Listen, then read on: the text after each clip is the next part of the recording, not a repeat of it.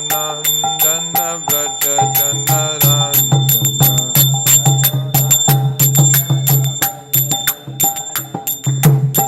Yashoda Nandana Braja Janaranjana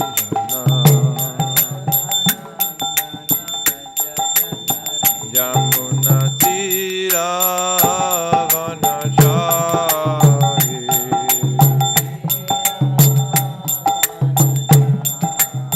Yamuna Tira Vanachari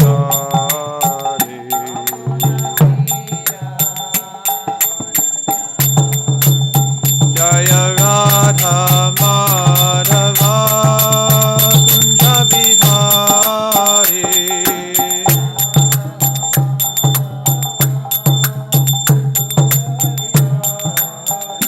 Jaya Radha Madhava Kunja Bihari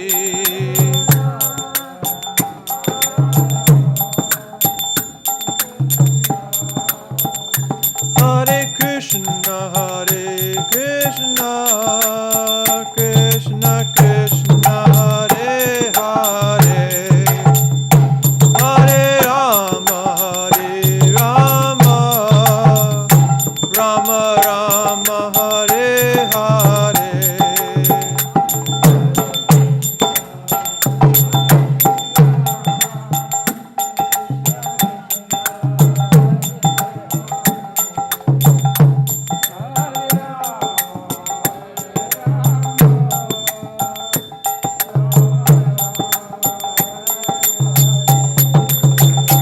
Hare Krishna Krishna Krishna Hare Hare Hare Rama Rama Rama Hare Hare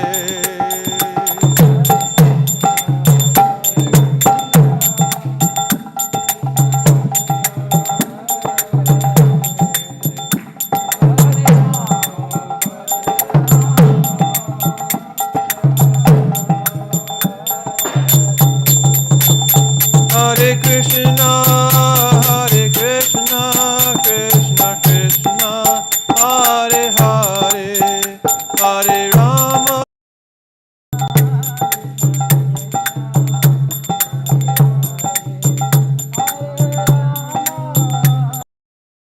Bhaktivedanta Swami Srila Prabhupada Ki Jai Jai Vishnupad Paramahamsa Parivrajak Acharya Ashtotar Sadashri Srimad Bhakti Siddhanta Saraswati Goswami Maharaj Prabhupada Ki Jai Ananta Koti Vaishnava Vrinda Ki Jai Naam Acharya Srila Haridas Thakur Ki Jai Prem Se Gaho Shri Krishna Chaitanya Prabhu Nityananda Shri Advaita Gadadhara Shri Vasadi Gaur Bhaktivinoda Ki Jai Shri Shri Radha Krishna Gopa Gopinath Shyamakund Radha Kund Giri Govardhan Ki Jai Vrindavan Dham Ki Jai Navadvip Mayapur Dham Ki Jai Jagannath Puri Dham Ki Jai Bhakti Devi Ki Jai Tulasi Devi Ki Jai Yamuna Mai Ki Jai Ganga Mai Ki Jai Samaveta Bhaktivinoda Ki Jai Srila Prabhupada's Transcendental Book Distribution and Daiva Varnashram Farm Communities Ki Jai Gaur Premanande Hari Hari Bol All glories to the assembled devotees Hare Krishna All glories to the assembled devotees Hare Krishna All glories to the assembled devotees Hare Krishna All glories to Sri Guru and Sri Gauranga All glories to Srila Prabhupada Om Namo Bhagavate Vasudevaya Om Namo Bhagavate Vasudevaya Om Namo Bhagavate Vasudevaya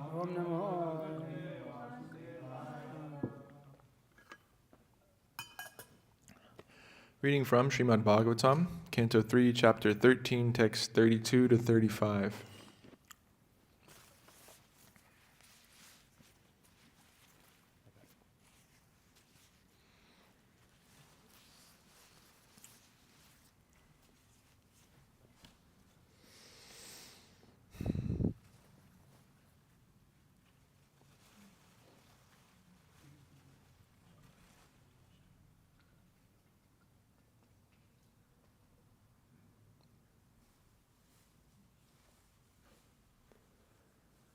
Okay, word for word. Jaghana, Rundhanam, Asahya, Vikramam, Saha Leelaya Ibham Mrigarat Iva Ambhasi Tatrakta Panka Ankita Ganda Tundaha Yata Gajendraha Jagatim Vibindan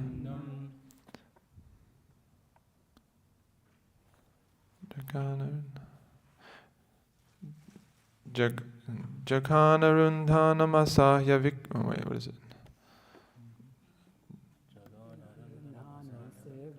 Jaghanarundhanamasahya vikramam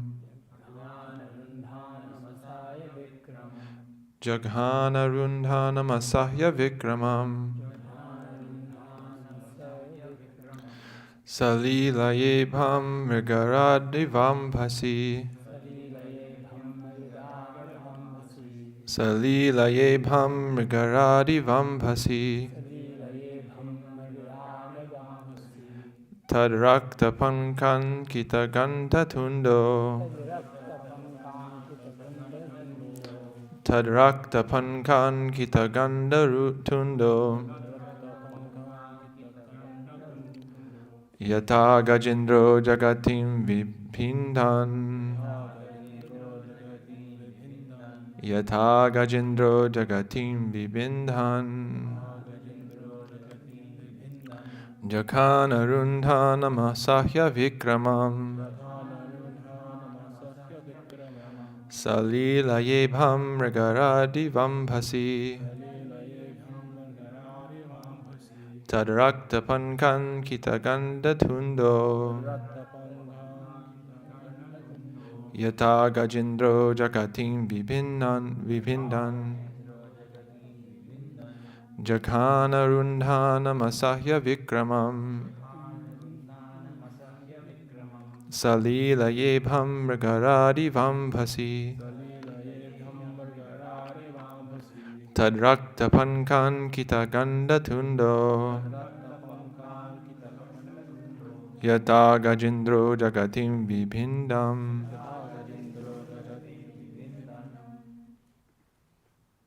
Jaghanarundhanamasahya vikramam Jaghanarundhanamasahya vikramam Salilayebham mrigaradibham bhasi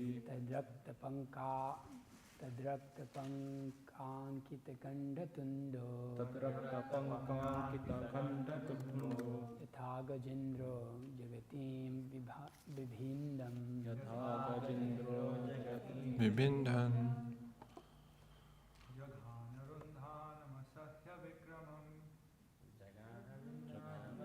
Vikramam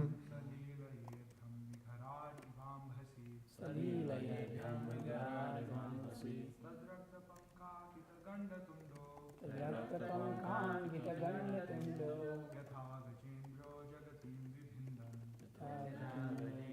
Jagatim vibindhan. Generally the etiquette is, if the speaker does a particular meter, is to repeat that meter. Jaghanarundhanamasahya vikramam Jaghanarundhanamasahya vikramam Salilayebham mrigaradibham bhasi Salilayebham mrigaradibham bhasi Tadrakta pankankita gandatundo Yatha gajendro jagatim vibhindan Yatha gajendro jagatim vibhindam Jaghanarundhanamasahya vikramam Jaghanarundhanamasahya vikramam Salilayebhyam vigaradivam bhasi Salilayebham mrigaradibham bhasi Tadrakta pankankita gandatundo Tadrakta pankankita gandatundo Yatha gajendro jagatim vibhindan Yatha gajendro jagatim vibhindan. Mataris.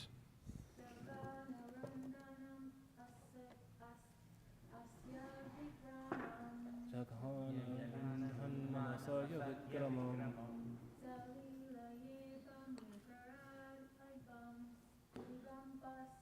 Salilayebham mrigaradivam bhasi Tadrakta pankankita gandatundo.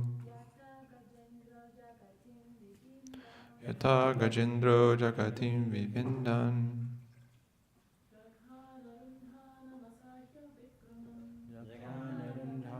Sahya vikramam.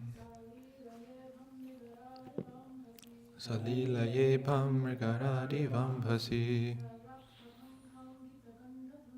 Tadrakta pankankita gandatundo. Yatha gajendro jagatim vipindan. Okay. Jaghana, killed. Rundhanam, the obstructive enemy. Asahya, unbearable. Vikramam, prowess. Saha, he. Leelaya, easily. Ibham, the elephant. Mrgarat, the lion. Iva, like. Ambhasi, in the water. Tatrakta, of his blood. Panka ankita, smeared by the pool. Ganda, cheeks. Tundaha, tongue. Yata, as if. Gajendraha, the elephant. Jagatim, earth. Vipindan, digging. Translation by His Divine Grace, A.C. Bhaktivedanta Swami Srila Prabhupada. Thereupon, Lord Boar killed the demon within the water, just as a lion kills an elephant. The cheeks and tongue of the Lord became smeared with the blood of the demon, just as an elephant becomes reddish from digging in the purple earth. Next text. Tamala nilam sitadanta kotyakshmam ukshipantam gajalila yanga pragnaya badhan jalayo nuvakair virinchimukya upatasturisham. Then the Lord, playing like an elephant, suspended the earth on the edge of his curved white tusks.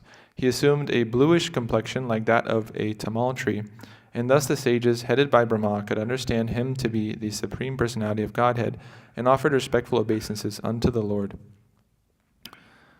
Next text, okay. Rishayu uchuhu jitam jitam te jita yagnya bhavana trayim tanum swam paridunvate namaha yadro magarteshu nililyur adhayas tasmai namakarna sukarayate.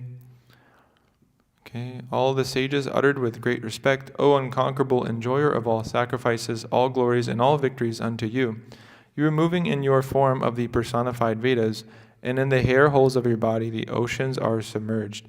For certain reasons, to uplift the earth, you have now assumed the form of a boar.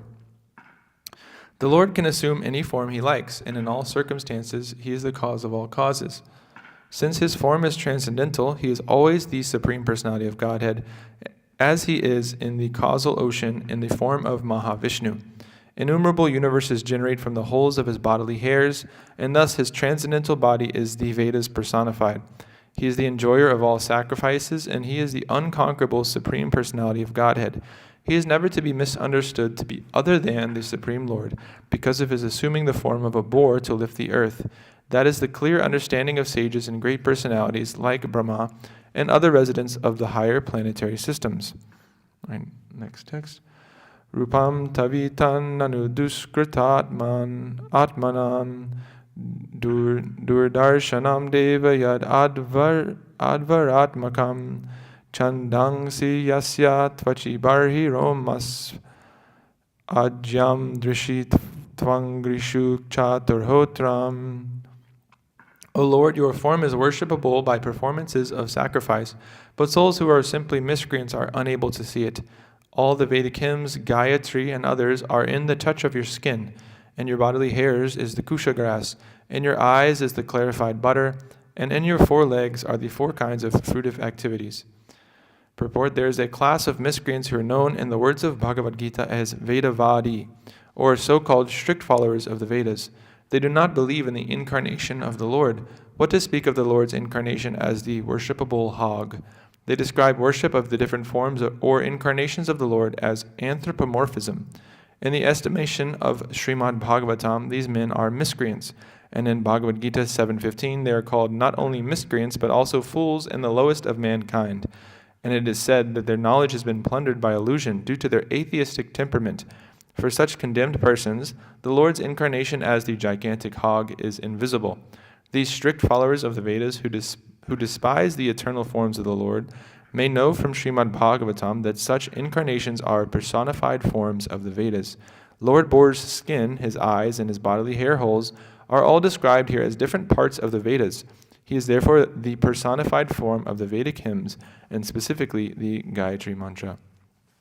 Om Jnanatimirandhasya Jnananjana Shalakaya Chakshur Unmilitam Yena Tasmai Shri Gurave Namaha Shri Chaitanya Manobhishtam Stapitam Yena Bhutale Swayam Rupa Kadamahyam Darati Swapadantikam Vandeham Shri Guru Shri Utaf Padakamalam Shri Gurun Vaishnavam Cha Shri Rupam Sagradatam Sahagana Raganatam Vitam Tam Sajivam Sadvaitam Savadutam Parijana Saitam Krishna Chaitanya Devam Shri Radha Krishna Padan Sahagana Lalita Shri Vishakan Vitam Cha Hey Krishna Karuna Sindho Dinabandho Jagatpate Gopesha Gopika Kanta Radha Kanta Namostate Tapta Kanchana Gaurangi Radhe Vrindavaneshwari Vrishabhanu Sute Devi Paranamami Hari Priye Vancha Kalpatarubhyascha Kripa Sindhubi Eva Chapatitanam Pavanebhyo Vaishnavebhyo Namo Namaha Nama Om Vishnupadaya Krishna Prishtaya Bhutale Srimante Bhakti Vikasa Swaminiti Namine Nama Om Vishnupadaya Krishna Prishtaya Bhutale Srimante Bhakti Vedanta Swaminiti Namine Namaste Saraswate Deve Gauravani Pacharine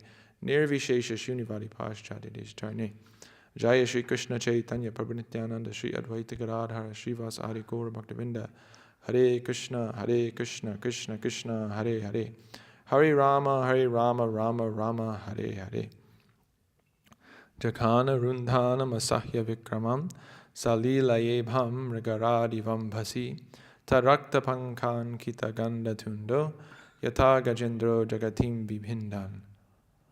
Thereupon, Lord Boar killed the demon within the water just as a lion kills an elephant. The cheeks and tongue of the Lord became smeared with the blood of the demon, just as an elephant becomes reddish from digging in the purple earth.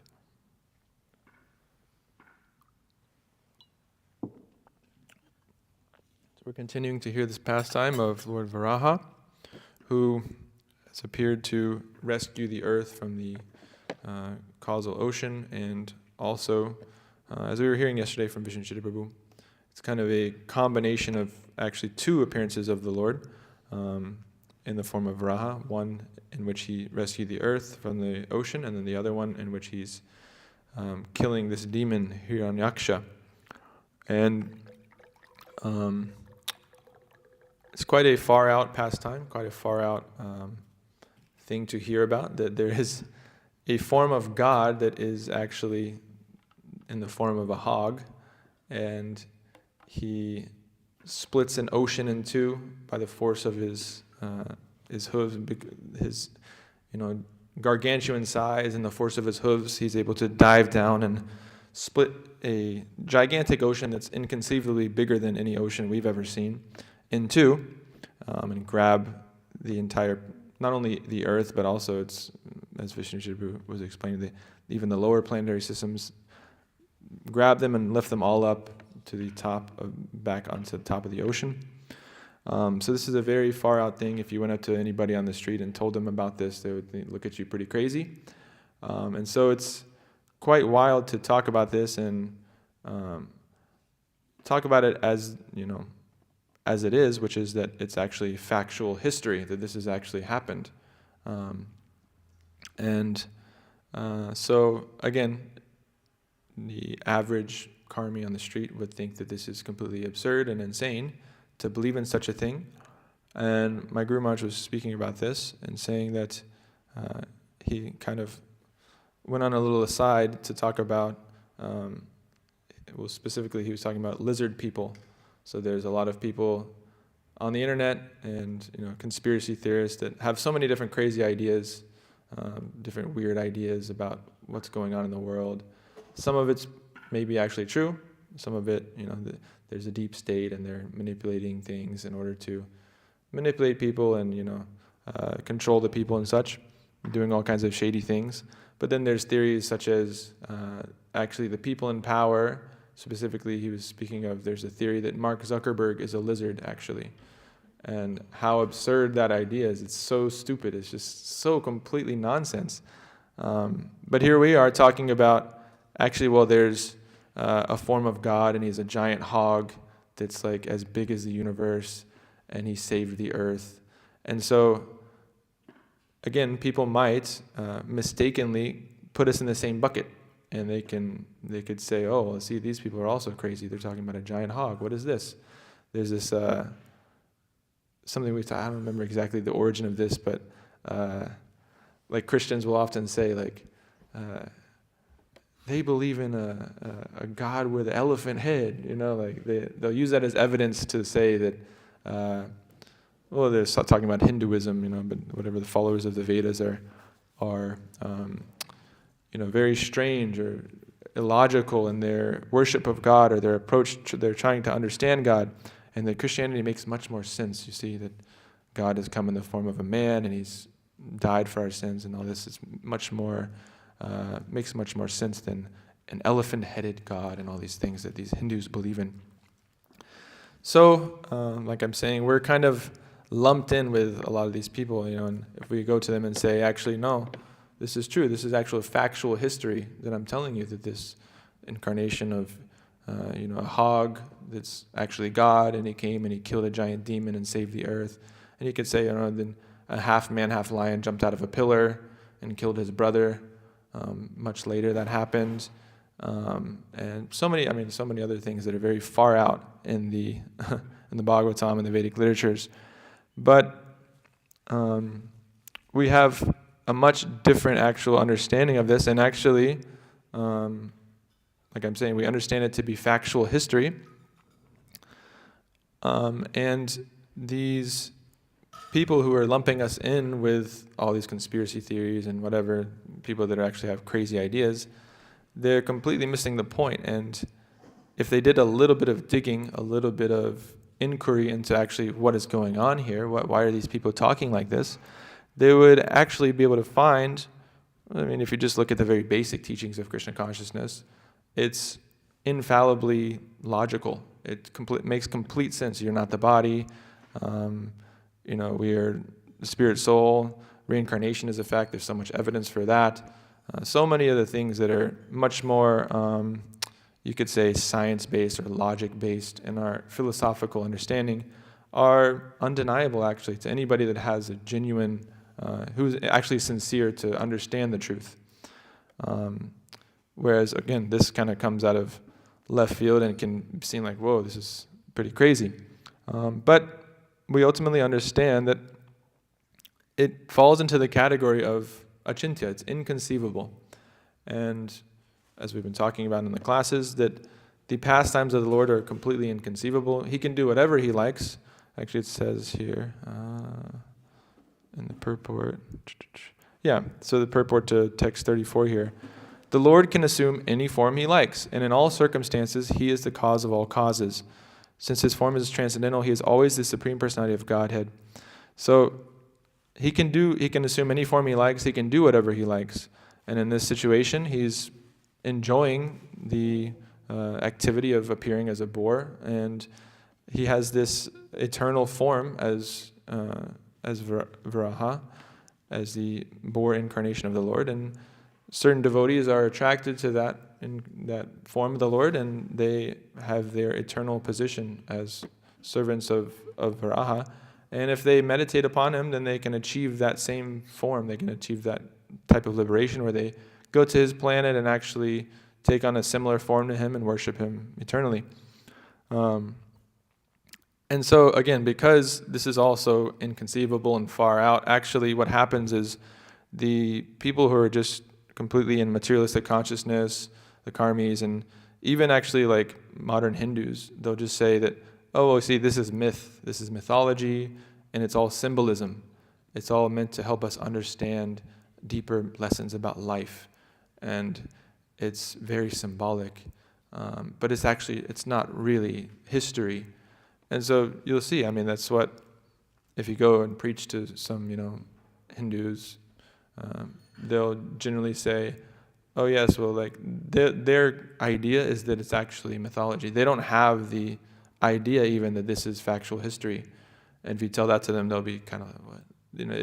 It seems like a shocking thing to them, so that they're actually brought up to believe that, again, that this is mythology.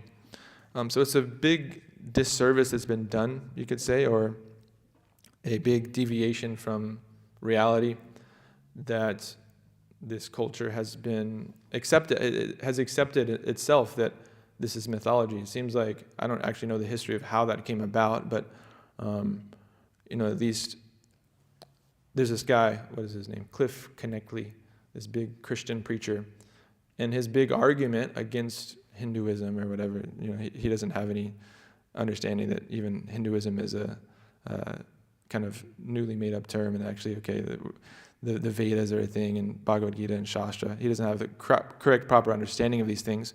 But his entire argument, he'll go to college campuses and argue with students and this and that, argue with atheists and other religions and stuff. And his big thing, he's like, yeah, I've looked into all this. I've looked into other religions. I studied it all. And I've come to the conclusion that Christianity is real. Why? Because of the historic record, and because there's eyewitness testimonies of Christ's resurrection and all these different things.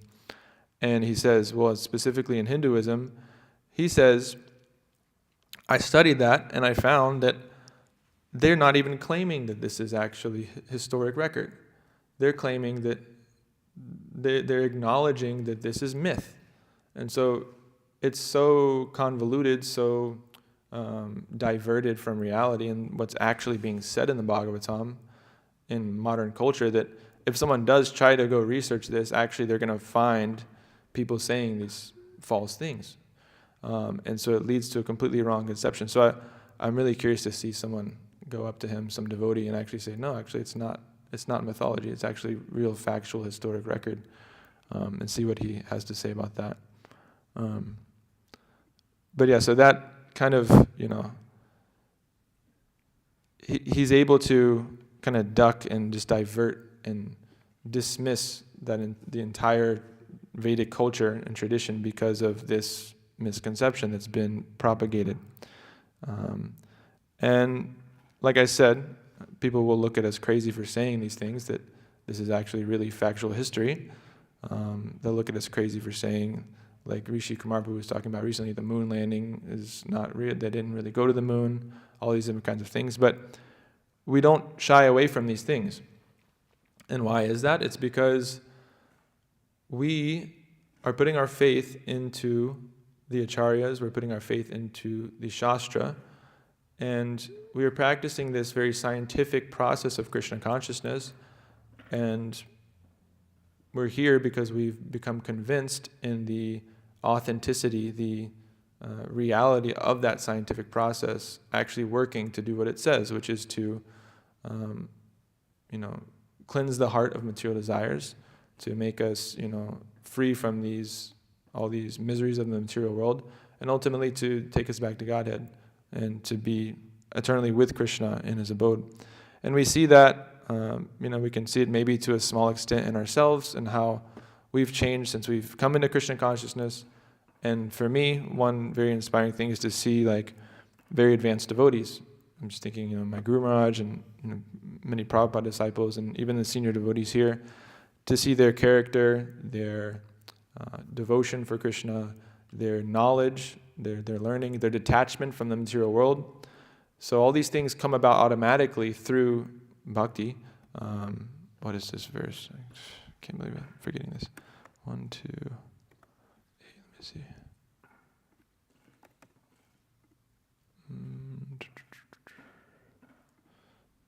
Yeah, you can pull this up. 1, 2, 7. Vasudeve Bhagavati Bhakti Yoga Prayojitaha Janayata Shivairagyam Gyanam Chayara Haitukam. Then you can go to the translation. By rendering devotional service unto the personality of Godhead, Sri Krishna, one immediately acquires causeless knowledge and detachment from the world. So, this is the point that I'm saying, that you see this actually manifest in advanced devotees, that you can actually see with your eyes and right in front of you, that these people are extremely detached from the world, and they're full of transcendental knowledge. And as my Guru Maharaj says, he's always seeing everything philosophically, and you can actually see that in his, his speech and his behavior, everything he does. You can see how that's actually, he's the embodiment of the Vedic knowledge. He is the person Bhagavatam, walking Bhagavatam. So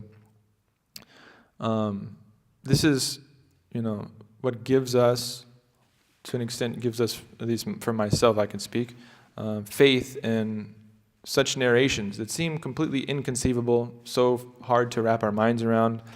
And myself, definitely, I'm very conditioned to think in that very atheistic way of, I was, also conditioned to believe that this is mythology, and, that such things are, inconceivable. I mean, even growing up, I, was Christian, and then I left that because this is all just, stories, and, I believe in the science, and this is much more logical. So we're conditioned in that way through schools and media and everything like that, to come to that state of being very skeptical of anything which we cannot directly perceive with our senses. And we want to have all of the proof of everything we're meant to believe in front of our face. But we can understand that it's just simply not possible to understand transcendental subject matters with mundane senses. That's a very simple way to understand it.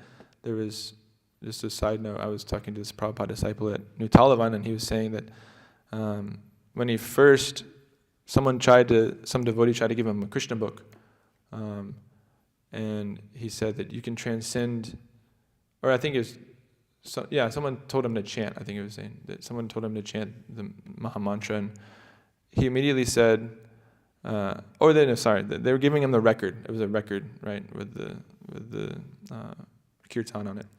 And he didn't really know anything about Krishna consciousness, but he immediately said, well, how can you transcend with something material? Like, how can I transcend the material world with a material sound vibration? And the devotee he was talking to was like very new and didn't really know what to say. But then he went later and spoke to a devotee that knew some more stuff, and he explained that this is spiritual sound, and it actually purifies the senses, and it's not coming from this material world, it's coming from the spiritual world, etc. And he understood it. So this is very easy to understand. Even someone that has no experience of Krishna consciousness can kind of intuitively understand that, we can't actually understand everything with our senses, and we can't understand that which is beyond the material world with our material senses. There's this other verse, CC, Adi, Leela, chapter 17, text 308. Let's see here. I'll just read the... Okay. 17, Adi, 17, 308.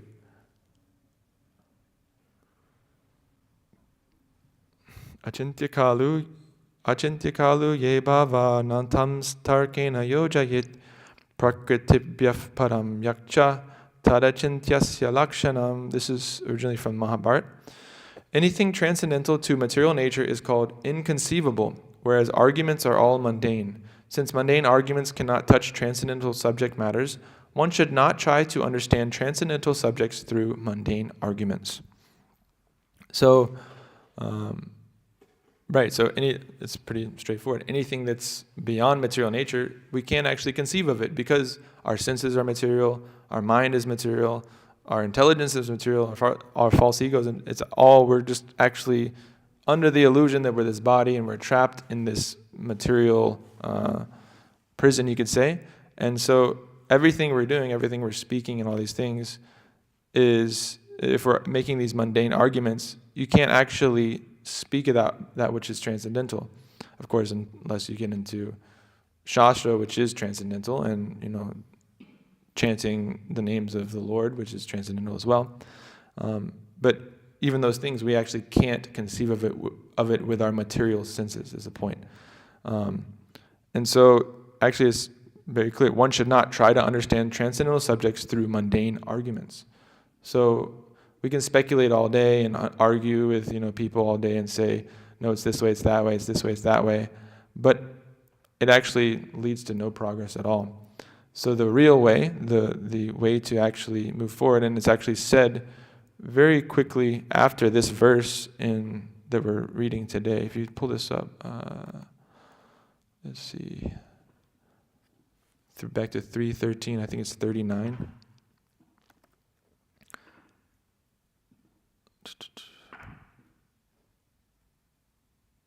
Yeah. So, right, so the sages that just saw Varaha kill Hiranyaksha, save the earth, they're now offering prayers for next few verses. This is a little bit further ahead.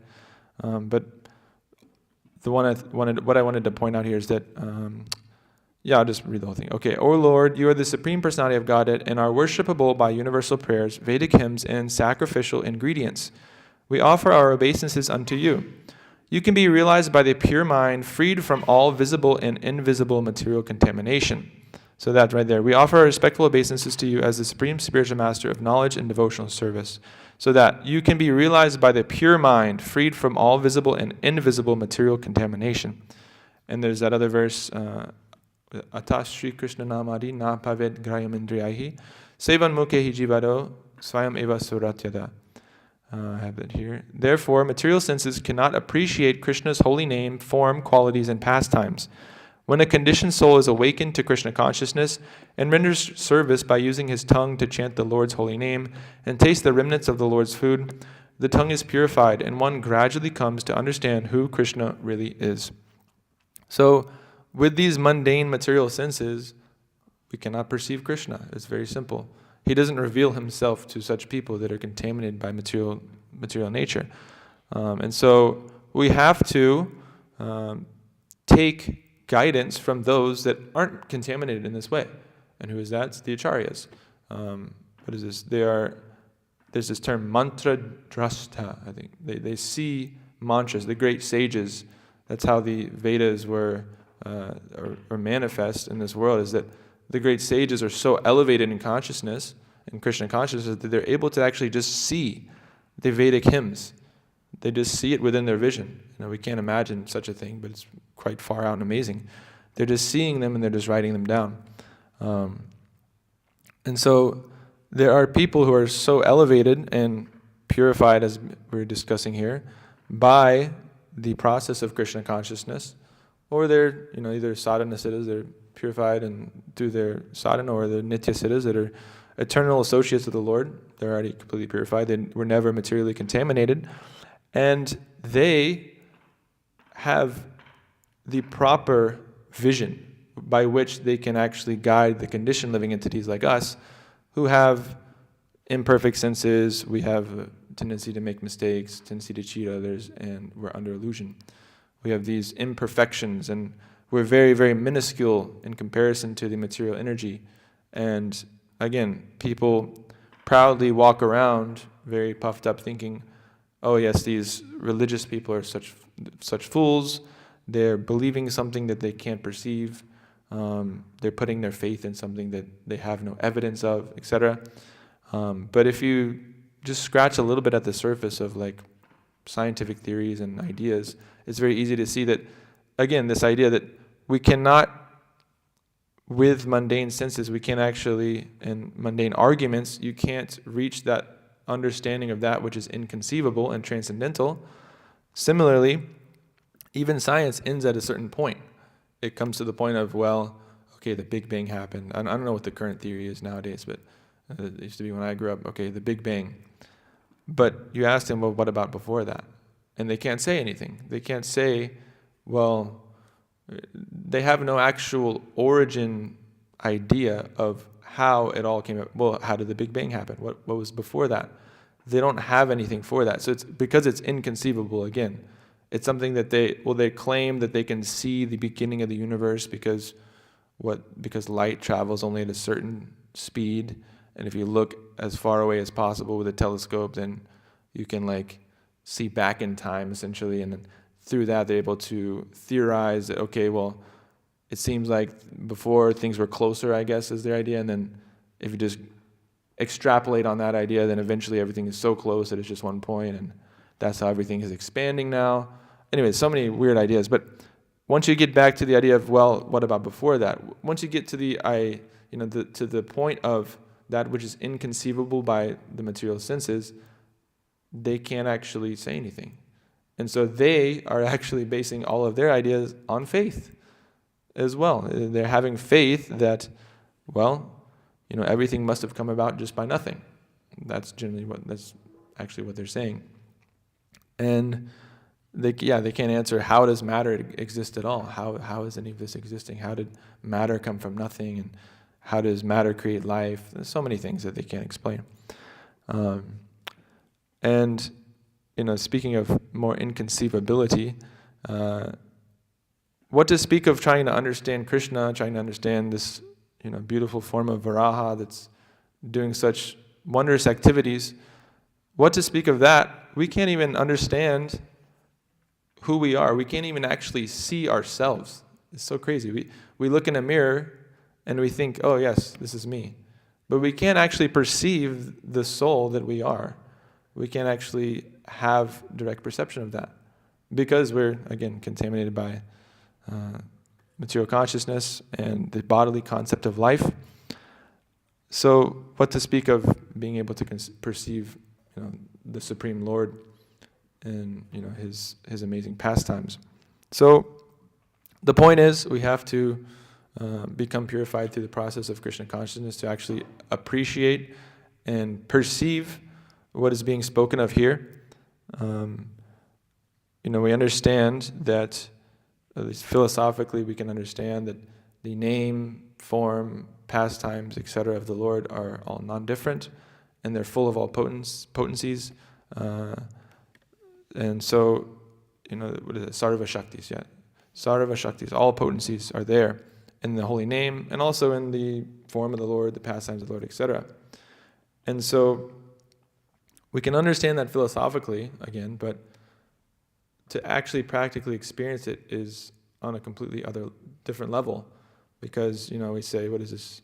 Kandarpakoti kamaniya vishesha shobham, that he's charming millions of cupids. He's so beautiful that he's actually attracting millions of cupids. We're being attracted by Cupid, one Cupid, and the form of the Lord is so beautiful that he's attracting millions and millions of cupids. And he's outshining them. It's so much more beautiful than that. And but when we take darshan, darshanarti in the morning, we're singing that, but are we actually experiencing what that actually means? I'm not. Are we actually understanding that the name of Krishna is non-different than him and contains all the potencies of the spiritual world within that name, Krishna, and that the nature of Krishna is Satchidananda, is full of bliss, is completely the ocean of bliss. The mundane sense gratifier will, upon getting the object of their sense gratification, some drugs or the opposite sex or something, they'll be experiencing what they believe to be a lot of bliss. It feels very good. Someone that's a heroin addict, then when they get the heroin that they want, they feel so much relief and just bliss and happiness, and it floods the brain with all kinds of dopamine or whatever it is.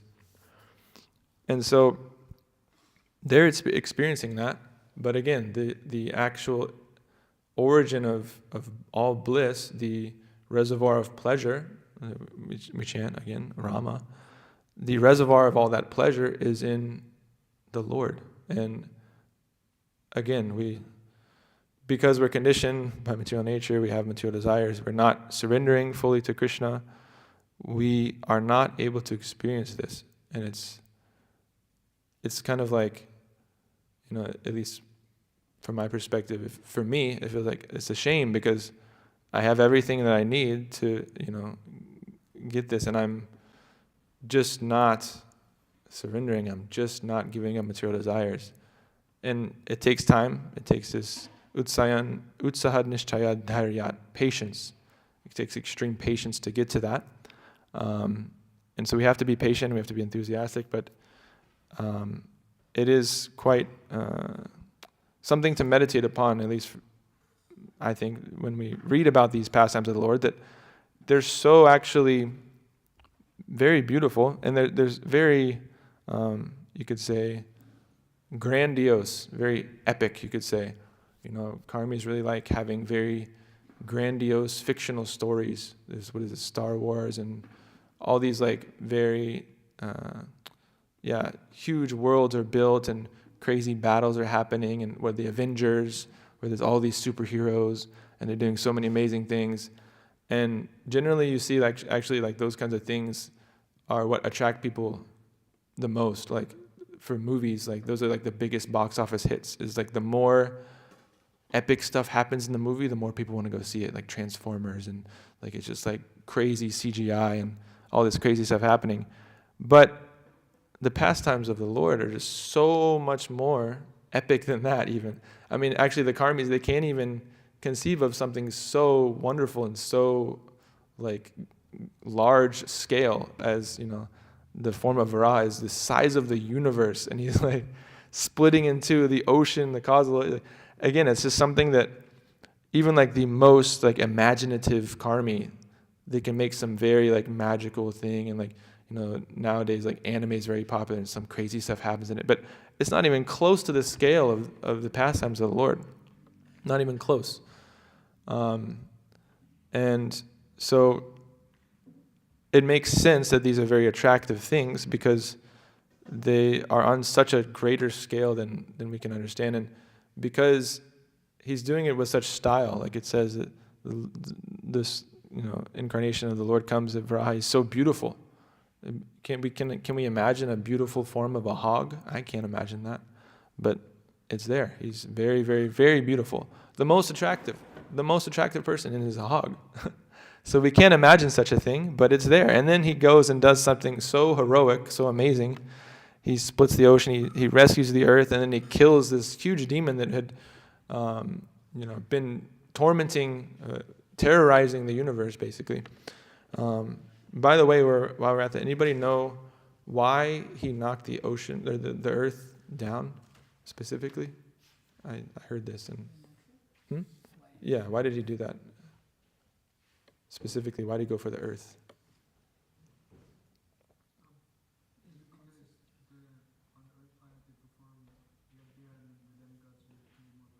Exactly, yeah. Yeah, because the yagyas are performed, godly people on the earth perform that, and then that's what gives power to the demigods. And so in order to weaken the demigods, the demons want to always do that. They're their enemies, and so he knocked the earth down. So then he didn't have to go and stop all the sacrifices and do all that stuff. He just, with one act, just knocked it down.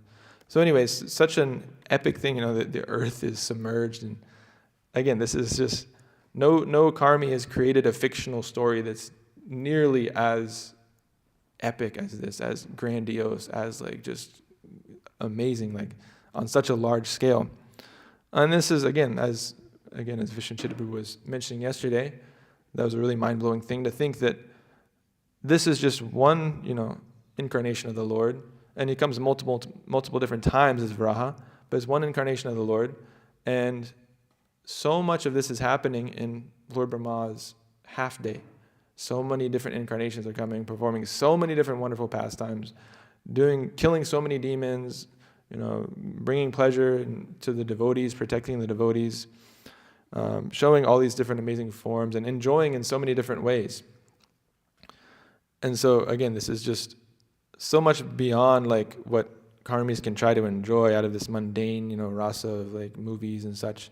It's so much greater than that. But again, because myself, I'm not purified, and I'm not Krishna conscious, I'm not able to actually relish that and relish hearing that. But actually, we should come to that platform where we can.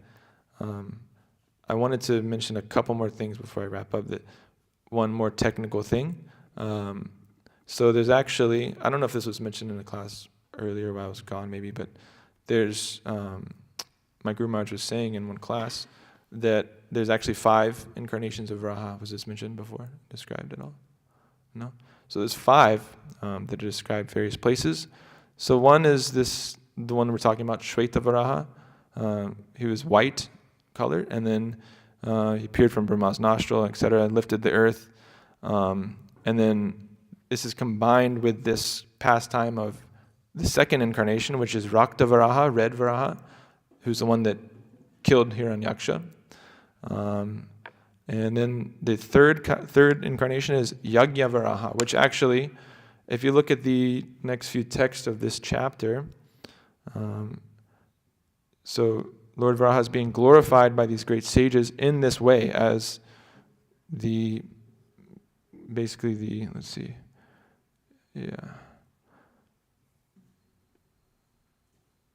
so text, you can start with text 34. Sorry. Yeah, just go to the translations. I'm just going to read the translations a little bit. So, all the sages uttered with great respect, O unconquerable enjoyer of all sacrifices, all glories and all victories unto you. You are moving in your form of the personified Vedas, and in the hair holes of your body, the oceans are submerged. For certain reasons, to uplift the earth, you have now assumed the form of a boar.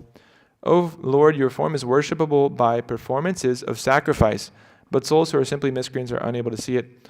All the Vedic hymns, Gayatri and others, are in the touch of your skin.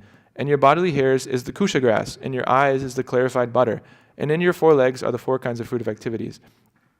O Lord, your tongue is a plate of sacrifice, your nostril is another plate of sacrifice, and your belly is the eating plate of sacrifice, and another plate of sacrifice is the holes of your ears, and your mouth is the Brahma plate of sacrifice, your throat is the plate of sacrifice known as Soma, and whatever you chew is known as Agnihotra. Moreover, O Lord, the repetition of your appearance is the desire for all kinds of initiation. Your neck is the place for 3 desires, and your tusks are the result of initiation and the end of all desires. Your tongue is the prior activities of initiation. Your head is the fire without sacrifice, as well as the fire of worship, and your living forces are the aggregate of all desires. So you see that the Lord is being described as different parts of his body or different aspects of yagya. So there's multiple different reasons why he's called Yagya Varaha. One is that he actually teaches humanity how to perform yagya. So he actually instructs. And then another one is that his form is to be worshipped by sacrifice. So that particularly, Vishnu is worshipped by yagya, but actually my Guru Maharaj was saying that particularly Varaha is meant to be worshipped through yagya. So then his body, again, as we're reading here, his body is made of the different elements of sacrifice. That's another reason he's Yagya Varaha. And so, this form actually came and also lifted the earth, and then he spoke the Varaha Purana to her.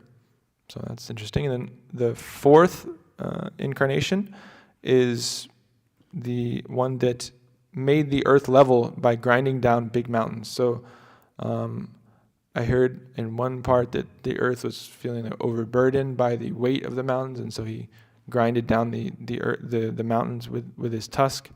And in this incarnation, the earth actually took the form of Varahi, the female form of a boar, as his consort.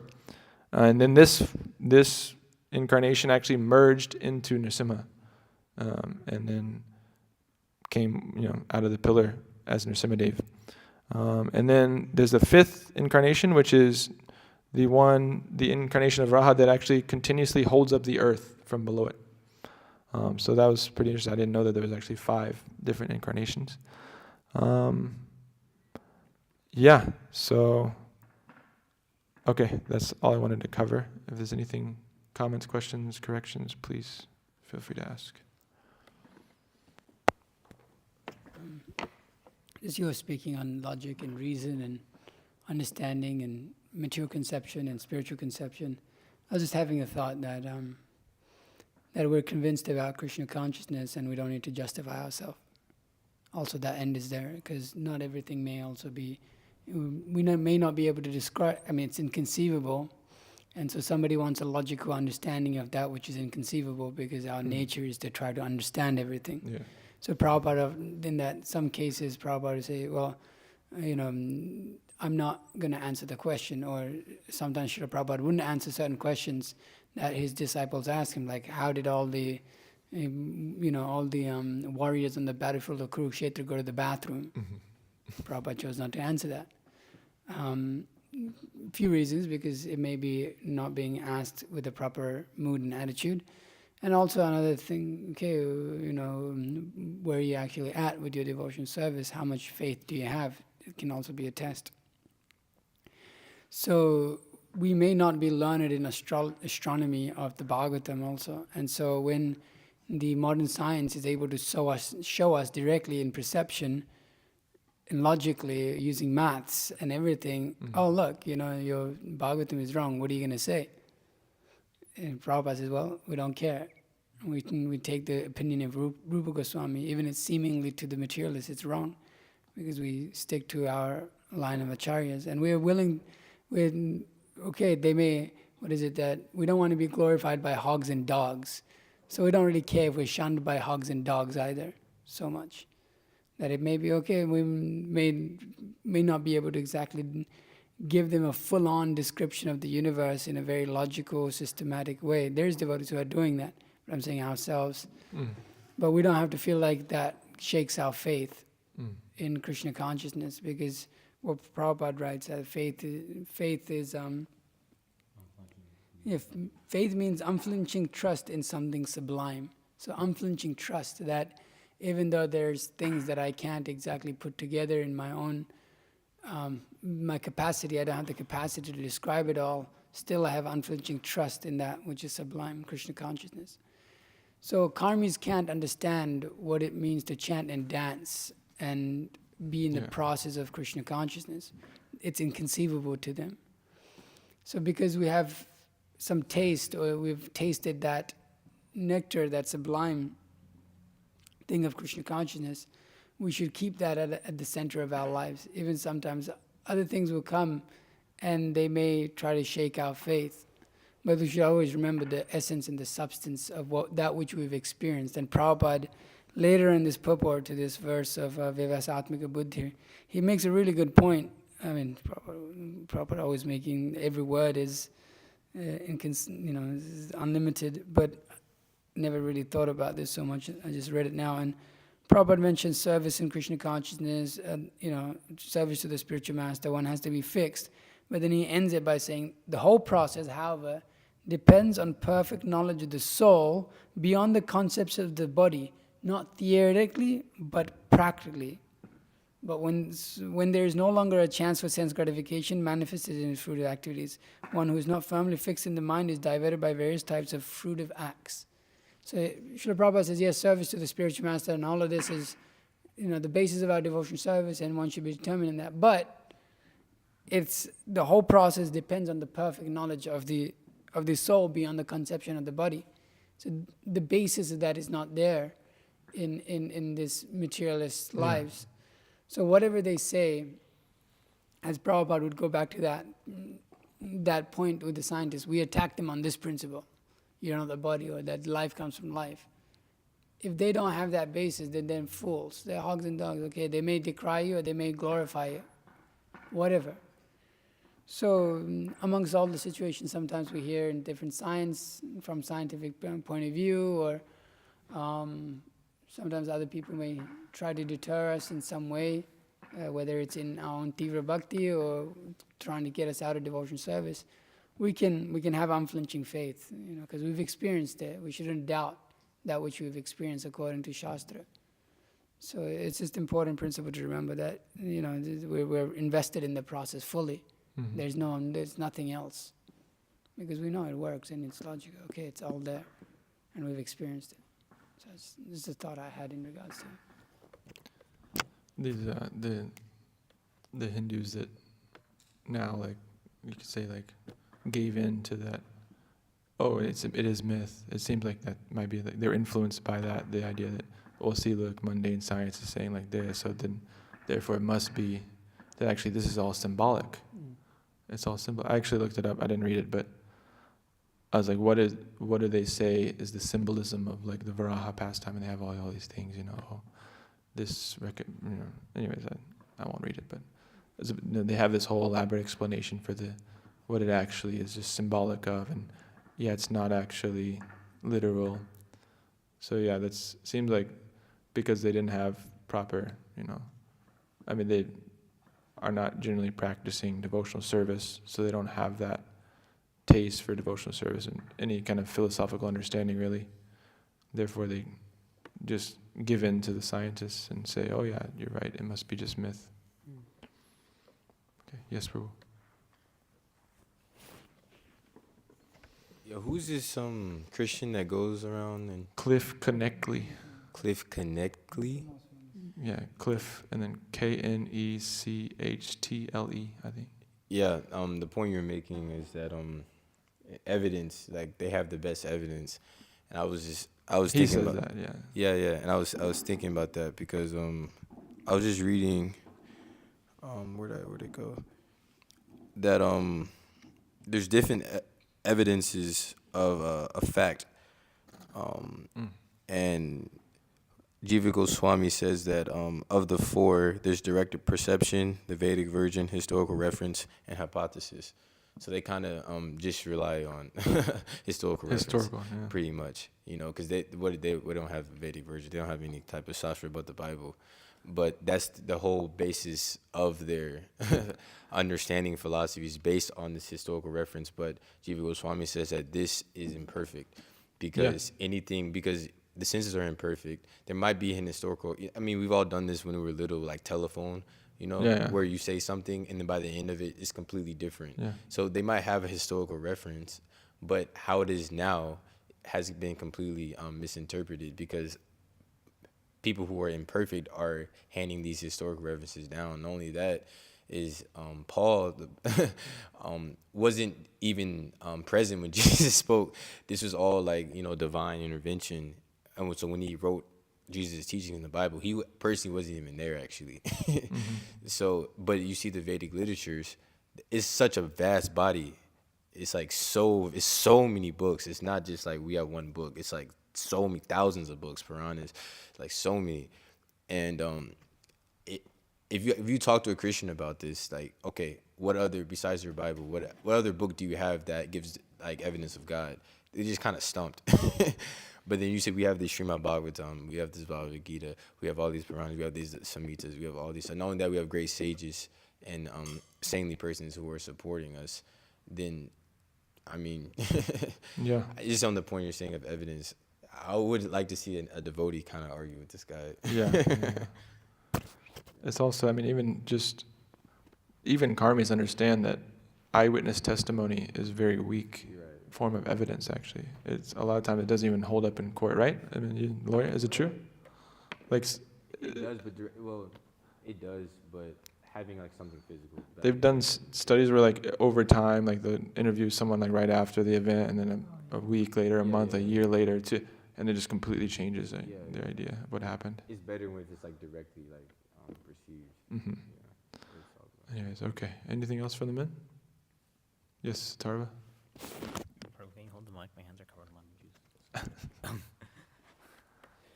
So you were talking about this for a form of the Yagnavaraha. I just wanted to just make this comment that if you see in a homam, like those two sticks, for lack of a better word, that the ladles. The ladles. Yeah. Those are Yagnavaraha. Like that's the actual form of it, and there's an yeah. invocation to like invite the Lord into them. Mm-hmm. Yeah. Yeah. Cool. Okay, anything else for the men? No. You had a question? Mataris? No. You had something? Sure. All right. Srimad Bhagavatam ki jai, Srila Prabhupada ki jai. Pancha Kapadir Vishya Krishna Vishya. Titanam Pavni Vaishnavi.